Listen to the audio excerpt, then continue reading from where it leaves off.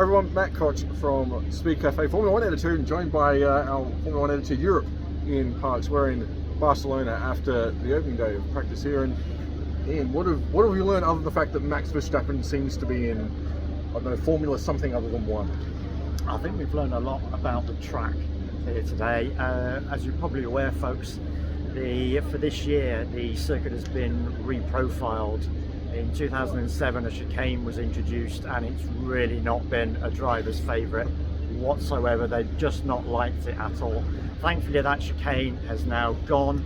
We have a fast right hand sweep coming out of turn 13 into the final corner. The hope is that that will increase overtaking, because as we all know, the one thing that this circuit has lacked over the years has been overtaking, especially going into turn 1, which is where you would hope there would be some overtaking. So fingers crossed that that might help matters in the Grand Prix on Sunday. Yeah, we never used to have DRS, of course, and we don't have that elastic effect that we had coming out of the final corner now. So hopefully we get a little bit of slipstream and a little bit of action down into turn 1. I mean, George Russell was particularly enthusiastic about it, although porpoising seems to be coming back, if you believe Andrea Stella and McLaren. Yeah, George has turned around and said today that given this reprofiling, that it's gone from being one of the worst corners in F1 to now what he feels is one of the best. However, one of the things that's been picked up is that on entry into that final corner there is a bump, and that bump is just sparking the cars enough that it's leading to a little bit of bottoming out. We've seen a little bit of porpoising. The drivers have mentioned it. George was actually able to dial it out with just raising the ride height, but as we know with that Mercedes, you raise the ride height, it loses a degree of performance, and that's what we've seen a little bit today in practice.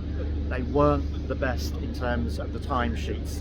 George P8, Lewis P11, so there's a lot of work to do for Mercedes overnight. And it looks again like Red Bull is, as I said at the top, in a class of its own. It looks like Max is going to run clear. Let's hope that doesn't happen in qualifying for all our sake, otherwise it could be in for a really long Sunday afternoon. But there's lots still to come. We've got qualifying and another hour of practice tomorrow. You can see in the background here we've got the paddock is packing up. The teams are starting to head out. It's Friday evening here. We're due a pizza or some pasta or whatever they eat here in Spain. So we'll go and do that, and I'm sure Ian and I will be back with you tomorrow to give you the latest goss and hopefully tell you some good stuff about Oscar Piastri and someone hopefully challenging Max. It doesn't look like it though, does it, to be fair? He really is proving himself to be in a class of 1 so far, as we've seen, but let's just hope somebody could give him a challenge. Fernando Alonso, home hero here, of course. He got a fantastic reception because of what he's been doing this season with Aston Martin. He really is a fan favourite. So 0.17 seconds behind at the end of practice 2. Hopefully he can put in quite a challenge as he did in Monaco last weekend and really give us a thrilling qualifying.